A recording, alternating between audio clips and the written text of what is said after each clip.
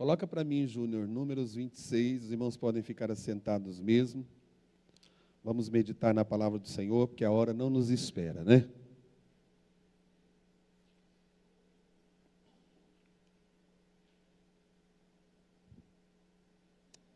Duas linguagens aqui da palavra do Senhor. Um aviso importante, cadê a irmã Tayane? Está aqui, né? A irmã Tayane, ela trabalha com as redes sociais do pastor Gilmar, né, irmã Tayane? E ela pediu para dar um aviso importante para vocês, porque alguém colocou as fotos dele lá, está com a irmã Wanda, tem uma foto da página que está aí, o pastor Josué, ele e o Rafael, e colocou o nome lá, José Carlos. É fake. Então, os irmãos não aceitam. Tem algumas pessoas aceitando ali, né? A amizade. Vamos tomar muito cuidado com as nossas redes sociais, irmãos, porque está tendo muito disso. Esses dias para trás, a irmã Rosângela, do irmão Luzmaia também, a pessoa pegou lá o WhatsApp dela, pedindo dinheiro para a família, pedindo dinheiro para irmãos. Vamos estar muito atentos a isso aí. Se alguém te ligar pedindo dinheiro, primeiro, irmãos, verifique realmente se é aquela pessoa, uma mensagem, uma postagem. Nós estamos vendo demais isso aí, viu? Demais. Feliz também de rever ali a mãe do irmão Alex Vidal, né?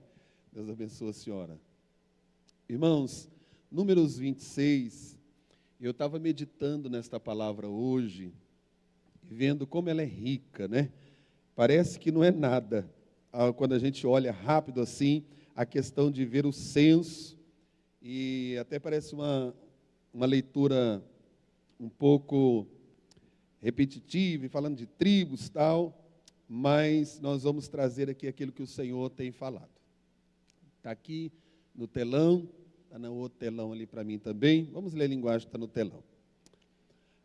Aconteceu, pois, que depois daquela praga, falou o Senhor a Moisés e a Eleazar, filho de Arão, o sacerdote, dizendo: tomai a soma de toda a congregação dos filhos de Israel, da idade de 20 anos para cima, segundo as casas de seus pais, todos os que em Israel podem sair à guerra. Falaram-lhes, pois, Moisés e Eleazar, o sacerdote, nas campinas de Moabe, junto ao Jordão, na altura de Jericó, dizendo: conta o povo da idade de 20 anos para cima, como o Senhor ordenara a Moisés e aos filhos de Israel que saíram do Egito. Aí vem a contagem deles aí. Hoje nós não vamos entrar nessa contagem. Na próxima terça, se Deus permitir, nós vamos falar um pouquinho de cada tribo dessa, a importância dessas tribos aí. É só até o versículo de número 4. Obrigado, Senhor, pela Tua palavra, que está sendo ministrada durante essas terças-feiras, com o propósito de tirarmos lições importantíssimas para aplicarmos na nossa caminhada, porque sabemos que também estamos em uma caminhada, em uma jornada, e desta caminhada temos muitos desafios, muitas situações adversas, para continuarmos a prosseguirmos até aquele grande dia. Que o Teu Espírito Santo tenha liberdade, nos traga a revelação da Tua palavra, o entendimento na nossa mente, para que possamos, ó Deus, verdadeiramente receber esta palavra, que nos consola, que nos exorta e que nos edifica, em nome de Jesus. Graças a Deus. Irmãos, o capítulo 26 do livro de Números, ele está revelando algumas coisas importantíssimas para a nossa vida. Desde que nós começamos o livro de Números, que Deus colocou no meu coração para nós estarmos estudando esse livro aqui nas terças-feiras, acerca da nossa caminhada cristã, porque esse povo, eles estavam numa caminhada, como todos nós sabemos, debaixo das promessas do Senhor, e indo para uma terra que o Senhor havia prometido para eles, uma terra chamada Canaã, uma terra que mana leite e mel. Da mesma forma, esta caminhada desse povo tipifica a caminhada da igreja do Senhor na terra. Também temos a maior promessa, que é chegarmos na Canaã celestial. Estamos caminhando para lá. Estamos aguardando esse momento tão especial da noiva de Cristo. Mas também nós temos visto que a vida cristã não é mamão com açúcar. Ela é cheia de desafios, de decisões, ela é cheia de momentos baixos, né? Como o Senhor disse, terra de vales, terra de montes, tem dia que você está lá embaixo, tem dia que você está lá em cima. São muitos desafios na nossa caminhada. Nós vamos falar de algumas coisas que exige de nós aqui, para nós chegarmos até o final da jornada com sucesso. Eu acho tão maravilhoso quando Salomão, ele diz algo tão importante. Ele diz que o fim é melhor do que o começo. O fim é melhor do que o começo. Porque, para começar, muitas pessoas se colocam no posicionamento, mas na caminhada, no meio da caminhada, no final da caminhada, poucos chegam até esse final. E quando nós olhamos esse capítulo 26, vai revelar algo tremendo na nossa vida. Que Deus está continuamente cuidando do seu povo, moldando o seu povo, preparando o seu povo para entrar na Canaã. E é maravilhoso isso aqui. Ele está cuidando da igreja do Senhor aqui na terra. Deus está moldando a igreja dele aqui na terra. Você já viu que a gente é moldado, nós somos moldados dia após dia? O Senhor está nos moldando. E nós gostamos muito de fazer uma comparação com o que o profeta Jeremias viu lá na casa do oleiro, né?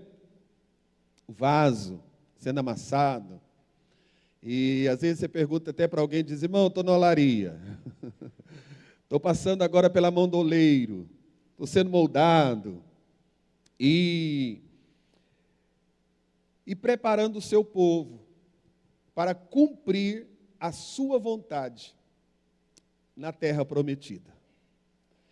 É interessante porque aquele povo estava numa caminhada, mas eles iriam adentrar dentro de uma terra que o Senhor havia prometido, e o Senhor estava preparando eles para que quando eles chegassem naquela terra, eles estavam prontos para cumprirem a vontade do Senhor.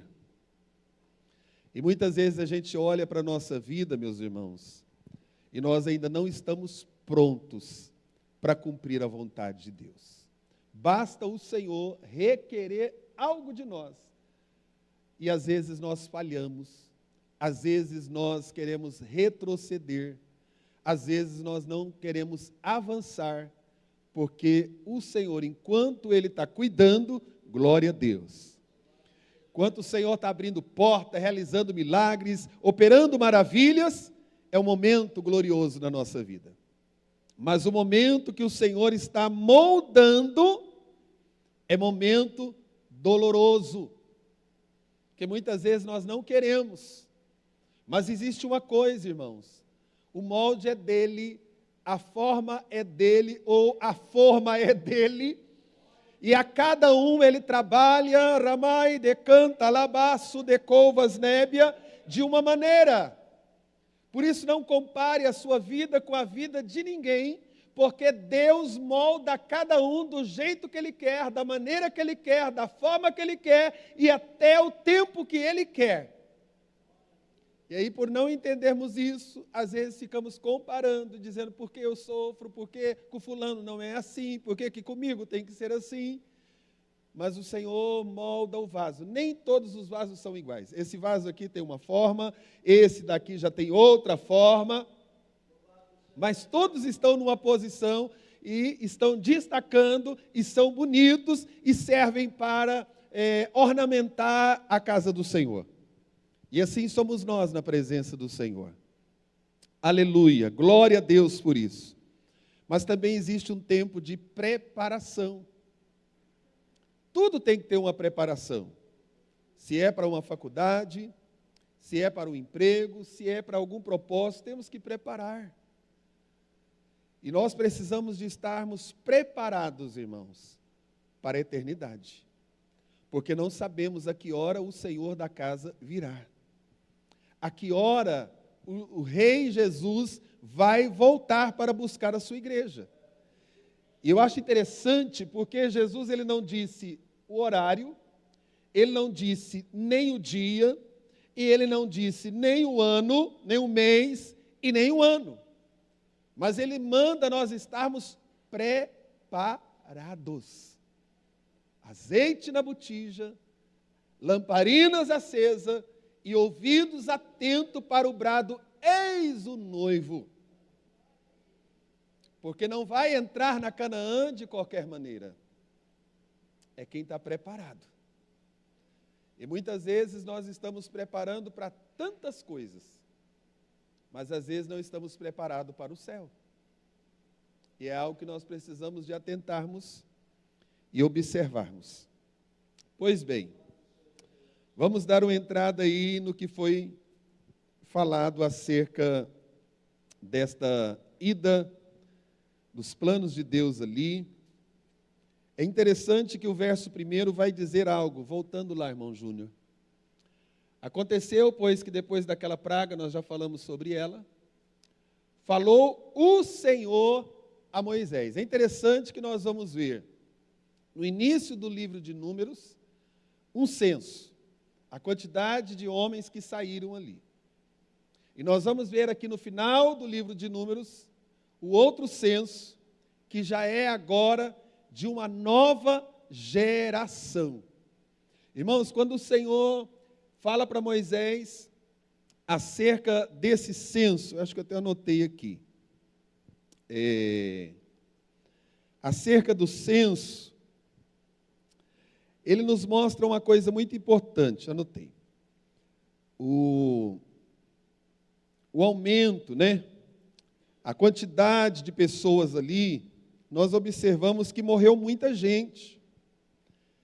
Quando vai ser feito esse censo aí, quem que os irmãos acham daquele povo que saiu do Egito, que estavam fazendo parte agora daquele momento, daquele segundo censo? Podemos dizer assim. Alguém tem ideia? Saíram ali uma quantidade muito grande. Nós vemos que... Eu não anotei aqui o número na cabeça, não me recordo mais. Mas saiu uma numeração muito grande. Mas naquele momento ali, meus irmãos, é isso que eu quero trazer para nós nesta noite, é isso que eu quero fixar, que o Senhor colocou no meu coração nesta noite, acerca disso. Ali estavam apenas 3 dos que saíram. Moisés, que ainda estava vivo, mas já estava com a promessa que ia dormir no Senhor. Josué e Calebe. Esse censo aqui, ele vai mostrar agora uma nova geração. Uma nova geração.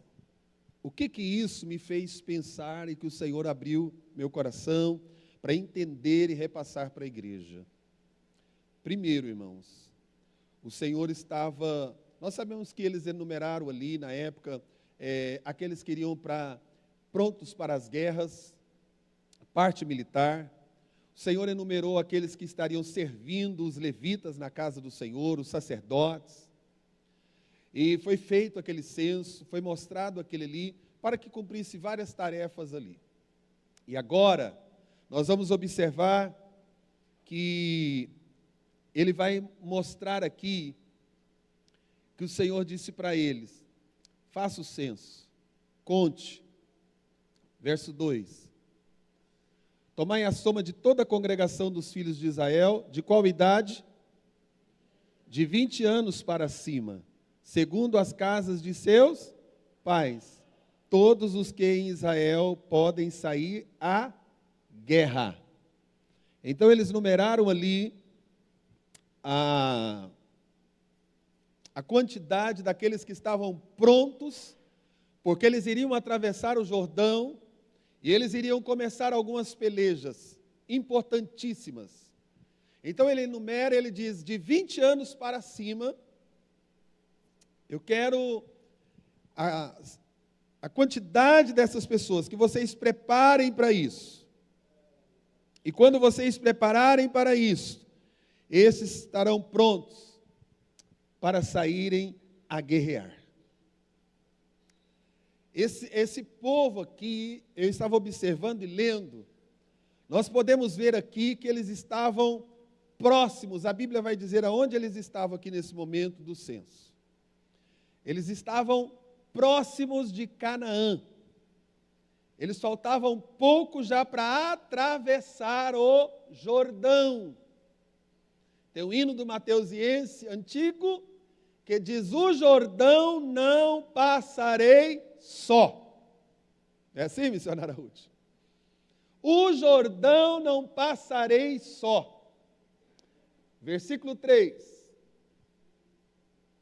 Falaram, pois-lhes a Moisés e Eleazar, o sacerdote. Aí eu acho importante por causa de detalhes. Tem coisas que a gente precisa de observar detalhes.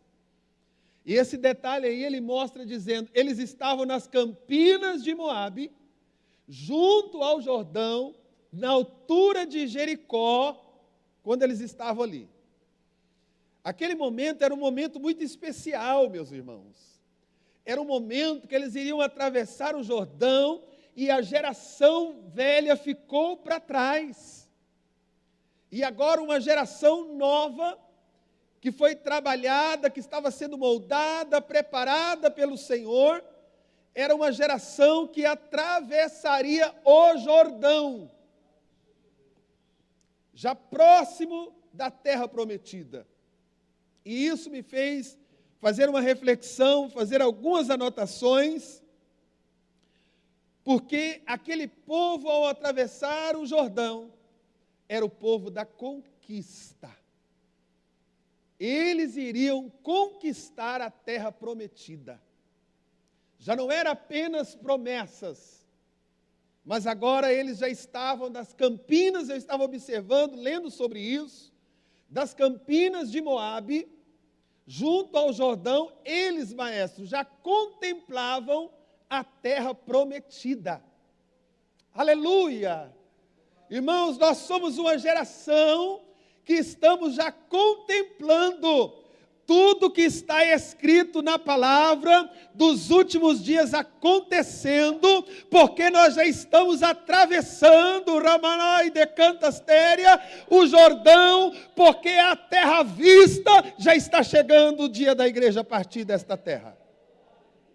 Aleluia! Louvado seja o teu nome, Senhor. Graças te damos. Mas uma coisa que me fez refletir muito, pensar, apenas o Josué e o Calebe que estavam ali queriam entrar nesta terra.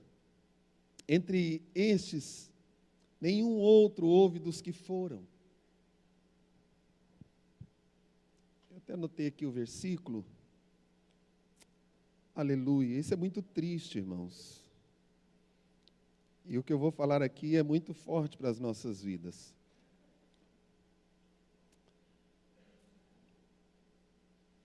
Coloca aí para mim o versículo 64, do mesmo capítulo, Júnior, e o 65. E entre estes nenhum houve dos que foram contados por Moisés e Arão, o sacerdote, quando contaram aos filhos de Israel no deserto de... Primeiro censo. Dentre estes, não tinha nenhum daqueles que foram contados lá. Aí ele vai dizer quem estava lá. 65. Porque o Senhor dissera deles que certamente morreriam no deserto, e nenhum deles ficou, senão Calebe, filho de Jefoné, e Josué, filho de Nun. O que isso nos mostra? Primeiro ponto que nós vamos ver aqui, dentro desse texto que nós acabamos de ler aqui. Detalhes, eu já disse da travessia, da entrada, mas nós vamos observar algumas coisas importantes. Primeiro,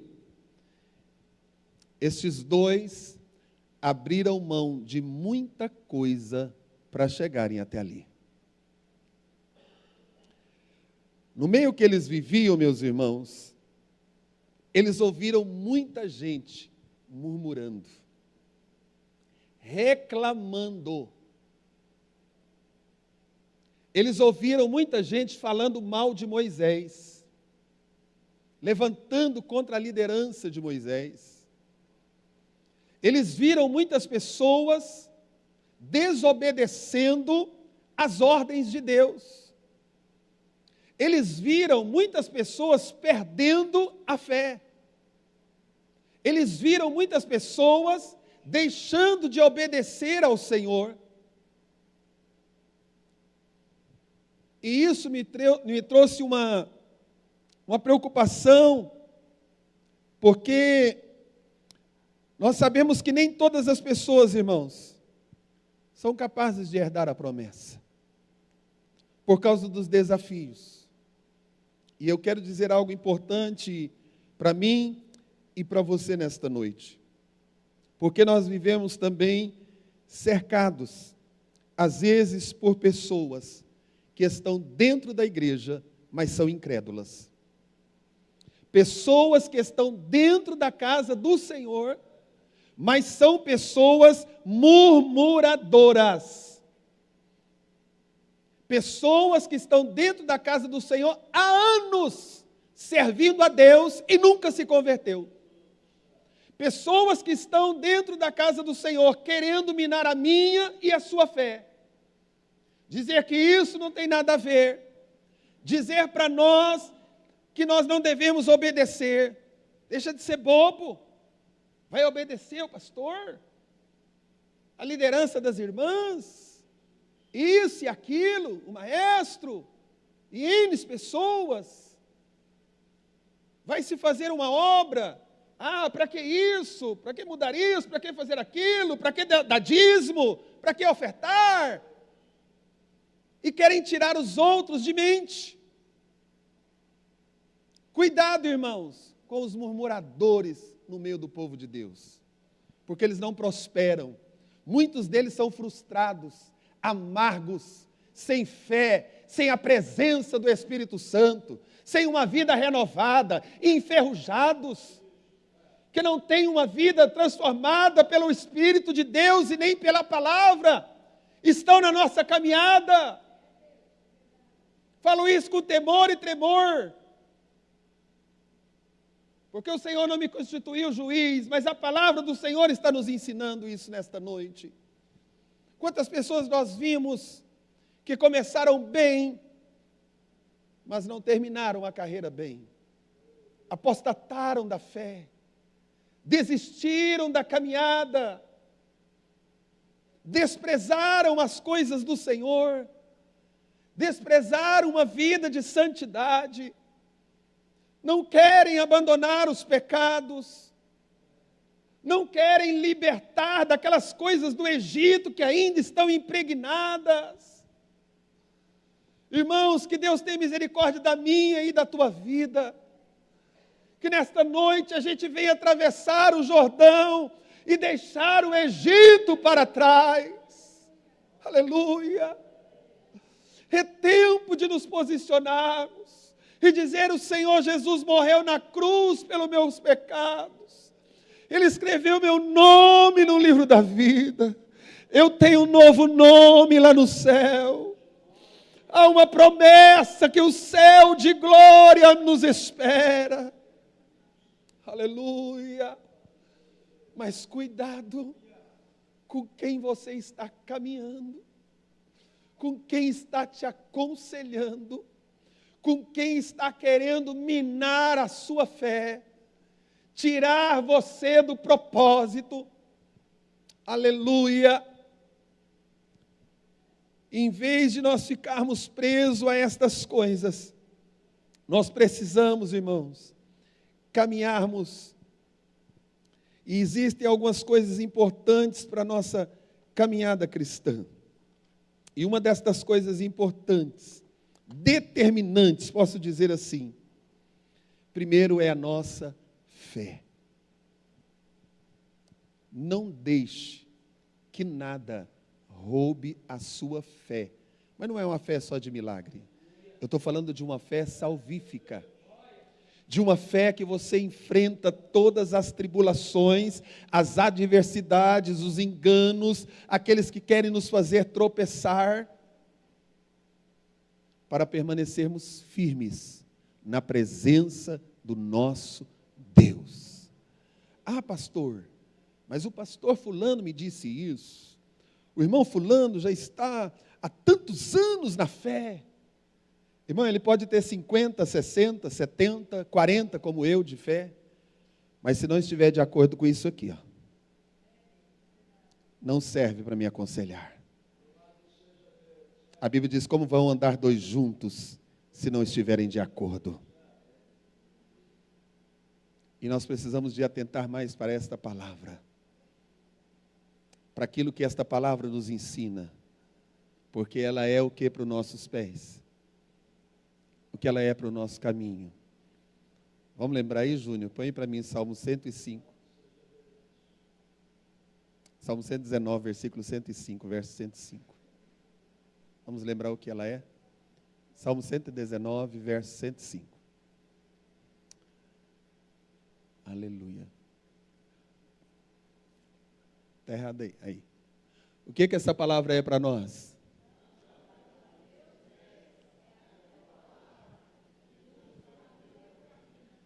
Então, é esta palavra. É nela, é através dela, e é por ela que nós obedecemos à vontade de Deus na nossa vida. O diabo dizia para Jesus: está escrito. Você já viu aqueles que querem também usar esta palavra para dizer está escrito ou não está escrito? E Jesus também dizia: mas também está escrito. Oh, aleluia! A fé. Irmãos, permaneça na fé.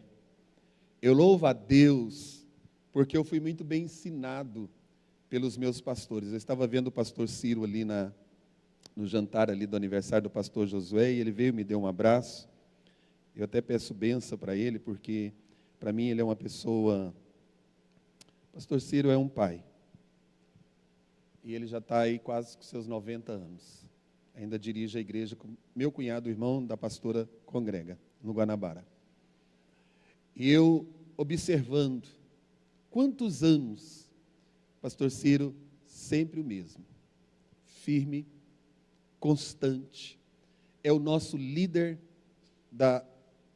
do Conselho de Doutrina, tudo passa por ele e permanece, porque aquilo que ele me ensinou, a ser obreiro, a ser crente, eu olhava para ele ali naquela reunião, eu abracei ele, eu disse: obrigado, pastor, porque ele foi muito importante, é muito importante na minha vida, e Deus ainda o conserva com vida. Então existem coisas importantes na nossa vida, irmão. Agora já existem outros que não servem para ser meu referencial. Tem uma caminhada de crente, mas não servem para ser meu referencial, porque não tem uma fé prática, não tem uma conduta, não tem um testemunho para oferecer, para que eu possa trazer aquilo para a minha vida. E quando nós olhamos, pode falar em línguas, pular para cima, revelar, fazer um monte de coisa, mas se não obedece à palavra de Deus, não serve. E quando nós olhamos para dentro desse texto, nós vemos Josué e Calebe, a Bíblia diz que neles houve outro espírito. Eles permaneceram na fé. Irmãos, permaneça na fé. Não deixa ninguém minar a sua fé. É determinante para entrar em Canaã, permanecermos firmes na fé. A Bíblia diz que aquele que for, fiel até o fim, é esse que vai ser salvo, é esse que vai receber a coroa da vida, é esse que vai entrar na cidade pelas portas, aleluia, é esse que vai sentar na mesa nas bodas do Cordeiro, é esse que vai receber o galardão das mãos do Senhor, aleluia, glória a Deus. A outra coisa determinante na nossa vida é a nossa postura. Não basta apenas eu ter nome de crente, mas eu tenho que ter uma postura de cristão. E a postura de quem é crente, irmão, ela é diferente. no andar, no falar, no comportar, no negociar, no aconselhar. Em tudo ele é diferente. Em tudo. Tem uma postura. Não é tão bonito quando você vê uma pessoa dizer, fulano tem postura. Postura de homem. Não é assim a gente costuma falar? Não é uma postura de um moleque, tem postura de homem. Tem uma postura de uma mulher. Tem uma postura de uma pessoa do bem. De uma pessoa que faz a diferença. Tem postura. E nesta noite, o Senhor nos convida a continuarmos na nossa postura. Permanecemos, firme na postura, aleluia. Tem o peso, mas não é para curvar, continua na postura, aleluia. Não tem alguém que diz assim, arruma sua postura, a gente já sabe o que é. Né, irmã Solange? É porque está meio corcundo, fica ereto, fica retinho.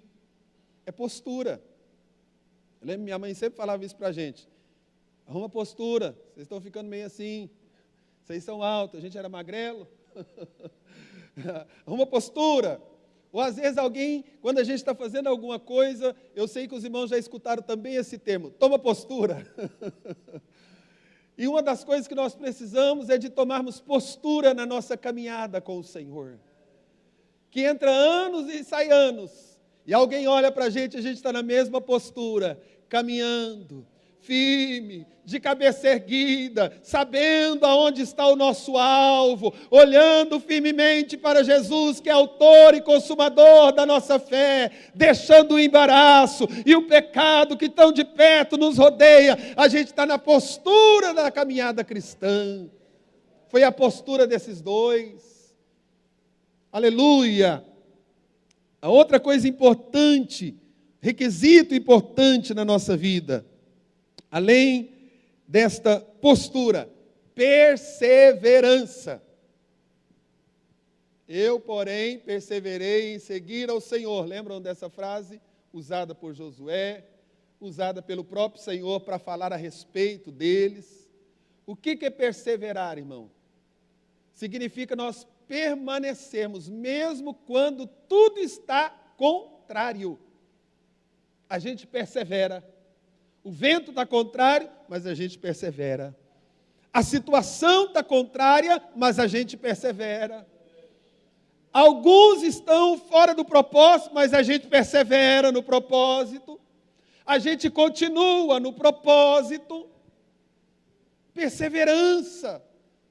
Essa perseverança não é o dia que a gente chega lá nas águas de Mara e elas estão amargas e a gente murmura. Não. A gente persevera, a gente espera o Senhor tocar nas águas e elas se tornarem doces. Aleluia! A gente persevera quando todas as coisas estão sendo abençoadas na nossa vida, no tempo da fartura a gente persevera. Tem gente que no tempo da fartura ele não persevera. Mas também tem gente que no tempo da escassez ele não persevera. Mas Paulo disse assim, gente, eu aprendi a ter abundância, eu sei o que é estar num patamar lá em cima, mas também eu aprendi o que é ter escassez, eu sei o que é estar lá embaixo no tempo de crise. É fácil? Não é. Mas ele disse, eu aprendi. Irmãos, nesta noite o Espírito Santo tem nos ensinado isso. E quando Deus abençoar a tua vida, persevera. Quando o Senhor abrir as portas e romper barreiras, persevera. Quando o Senhor te usar de uma forma especial, persevera. Mas quando também o Senhor te passar pelo vale, ou nos passar pelas adversidades da vida, persevera, porque a gente vai romper no nome de Jesus. Aleluia! A perseverança. Não permita, não faça como aquele povo, que quando era tempo de perseverar, eles não perseveraram. Aleluia. A outra coisa, acerca de requisitos determinantes na nossa vida, a obediência. A obediência. Caleb foi um dos que, quando voltou de espiar a terra, ele foi um dos espiões que disse assim, gente, Se o Senhor se agradar de nós, Ele já deu o inimigo nas nossas mãos. Nós temos tudo para prosseguirmos e vencermos. Mas Ele disse algo: se o Senhor se agradar de nós. Aí quando nós vamos olhar lá acerca de Saul, o Senhor não se agrada da atitude de Saul, porque ele deixou de obedecer. E Deus disse: é melhor obedecer do que sacrificar. Irmãos, é importante nós jejuarmos, é importante, muito importante na nossa vida, a oração é a chave da vitória, trabalharmos na obra do Senhor, ganharmos almas para o reino do Senhor. Mas existe algo que o Senhor, em primeiro lugar, Ele quer: a nosso coração obediente para Ele. Obedecer a palavra, obedecer os estatutos, obedecer as ordenanças do Senhor para a nossa vida. Saul até disse: Samuel, e a gente corre um perigo tão grande hoje no ciclo de oração, que foi uma bênção. Eu te convido a fazer parte desse ciclo de oração, cada dia mais está uma bênção. Exatamente isso. Foi lido aqui o livro de Eclesiastes. E o capítulo que foi lido é aquele capítulo que as pessoas até não gostam muito de escutar, porque diz: é melhor estar numa casa de luto, aonde há luto, do que aonde há festa. E aí ele traz uma sequência de coisas para mostrar a vida do ser humano, e ele vai dizer, Salomão vai expressar tanta coisa ali, e vai mostrar que tudo é passageiro, que tudo é vaidade, que tudo se acaba. Mas uma coisa importante é um coração obediente ao Senhor. A Bíblia diz que o nosso Senhor Jesus Cristo, Ele foi obediente até a morte. Em tudo Ele foi tentado. Em tudo. Mas Ele foi obediente até a morte. E morte de cruz. Ou seja, a morte mais vergonhosa, mais dolorosa, mais amaldiçoada. Mas Ele enfrentou a cruz. Mas Ele foi obediente. Quando Ele está lá na cruz, era como se Jesus fizesse assim uma retrospectiva dos seus 33 anos na terra. E Ele olha para tudo, e Ele olha para o Pai, e Ele diz assim: Pai, está consumado. A obra que me destes a fazer, eu terminei ela. Foi sofrida, foi difícil, mas eu terminei. Eu te entrego o meu espírito. Terminou. E glória a Deus por isso, irmãos. Porque nós estamos aqui por causa da obediência de Cristo, do sacrifício do Calvário. Por isso é determinante. Não deixe gente desobediente. A Bíblia diz assim: não andes com iracundo, para que não aprendas com ele as suas manias. Não ande. Se for para você andar, mas que você ensine o caminho da obediência. Com alguém que precisa de obedecer. Que às vezes Deus vai nos colocar na vida de alguém para a gente ensinar alguém a obedecer. Deus vai nos colocar na vida de alguém para a gente ensinar alguém a se posicionar. Quantas pessoas a gente escuta dizendo uma para a outra: fulano, depois que eu te conheci, foi uma bênção. Porque você me ensinou a ser crente de verdade. Você me ensinou a amar o Senhor. Quantos filhos às vezes dizem isso? Eu agradeço a Deus pela minha mãe, pelo meu pai, porque eles me ensinaram a amar o Senhor, a obedecer o Senhor, a estar no centro da vontade de Deus. E é determinante. E foi o que foi determinante aqui. Aquela geração morreu no deserto. Irmãos, infelizmente, durante a nossa caminhada cristã, nós deparamos com muitos que desistiram, que pereceram, que se arruinaram. Eu não estou falando de uma fraqueza, estou falando de decisões de fé, porque errar, todos nós erramos, não somos perfeitos, mas eu estou dizendo de atitudes que entristecem o Espírito de Deus, de decisões erradas que nós tomamos, que vai nos levar à morte espiritual. Paulo, quando ele vai ministrar acerca da ceia, ele diz algo muito sério. Ele diz, porque há muitos entre nós, dentre nós, no nosso meio, que já estão fracos, que já estão doentes, e que já morreram, porque não discerniram a ceia do Senhor, mas participaram de qualquer maneira, não tem mais temor, não tem mais o entendimento daquilo que está sendo feito no momento da ceia, o valor da ceia, aquilo que foi feito por ele na cruz do Calvário. E a ceia traz coisas importantes, relembrando o que Cristo fez por nós lá atrás, e nos trazendo à memória, até que Ele volte. Como domingo nós vamos ter, todo primeiro domingo esta igreja está reunindo, não só essa, mas milhares de igrejas na terra, estão reunindo para dizer para o povo de Deus, Jesus morreu pelo meu e pelo seu pecado. Está dizendo para nós, vamos permanecermos firmes hoje, porque Ele está conosco, com o seu Espírito Santo nos guardando, nos orientando, nos moldando, nos fortalecendo, nos ensinando, porque Ele vai voltar. Está sempre dizendo isso. Alguém por aí dizendo, já não prega mais a volta de Jesus, irmão, toda ceia.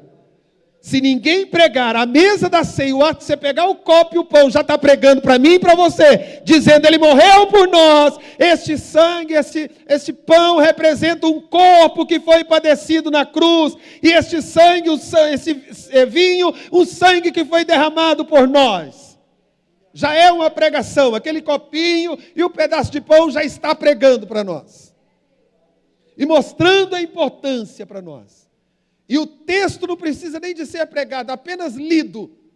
1 Coríntios 11, 23 em diante.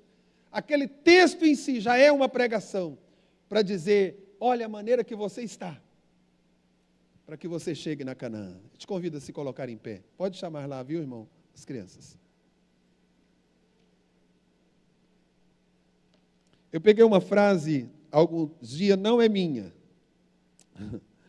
mas esta frase dizia algo que me chamou muita atenção, dizendo que no tempo de crise, é o tempo de nós fazermos a diferença e gozarmos das bênçãos do Senhor na nossa vida. Está no tempo de crise? Faça a diferença. Nós estamos vivendo um tempo que o Evangelho, a situação da fé cristã, ela não está fácil, mas Deus nos chamou para fazer a diferença. E a Bíblia diz que é notório, sabia disso? Lá em Malaquias. E outra vez vereis a diferença do fiel e do infiel, diz uma linguagem. Na outra diz assim, e outra vez vereis a diferença do que serve a Deus e daquele que não serve. Que o Senhor nesta noite, irmãos, não para nós ficarmos levantando bandeira, se exaltando ou querendo aparecer por aí, mas que o reino celestial, o reino espiritual, veja em nós a diferença. Como o próprio Deus. Irmãos, eu fico maravilhado, porque Deus dá testemunho de homens que foram fiéis. Quando ele fala de Caleb, ele diz assim, mas Josué, neles houve outro espírito. Não viu lá meu servo Josué e Caleb? Eles fizeram a diferença, por isso que eles estão vivos. Eles fizeram a diferença, por isso que eles vão entrar na terra prometida. Faça diferença na sua casa. Faça diferença no seu trabalho. Faça diferença na rua. Faça diferença dentro desta igreja. Faça a diferença. Porque o próprio Deus vai dar testemunho. Eu fico tão maravilhado quando lá em Hebreus fala da galeria de quem? Alguém lembra? Quando a Bíblia diz assim, homens dos quais o mundo não era digno deles. Então eu e você podemos vencer, se esses homens fizeram a diferença. Não estamos sozinhos nesta caminhada. O Espírito Santo está aqui. Soberano e eterno Deus. Senhor, nós vemos aqui que nesta contagem desse censo, este momento tão importante para Israel, Senhor, era o momento que o Senhor estava mostrando que uma geração ficou para trás e uma geração estava indo rumo à conquista. Deus nos ajude nesta noite a não ficarmos na geração que ficou para trás ou que vai ficar para trás. Mas nós queremos fazer parte da geração que vai subir no arrebatamento, Senhor. Nós queremos fazer parte da geração que vai chegar em Canaã. Aleluia! Senhor, nos renova. Senhor, nos ajude. Senhor, nos dê graça, porque a Tua palavra diz que a Tua graça nos basta, que o Teu poder nos aperfeiçoa na nossa fraqueza.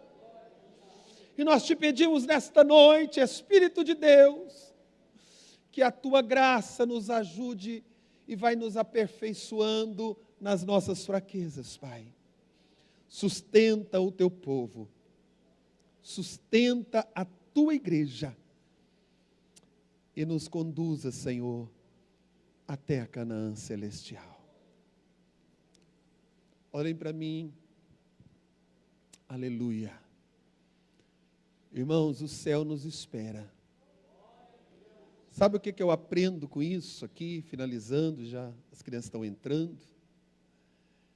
Que mesmo que uma geração pecou lá atrás, maestro, morria, era de montão, como diz assim, Deus sempre preservou uma geração. Você lembra quando Elias, irmãos, só eu fiquei, o Senhor disse, não, Elias, eu guardei ainda 7.000 que não pecou.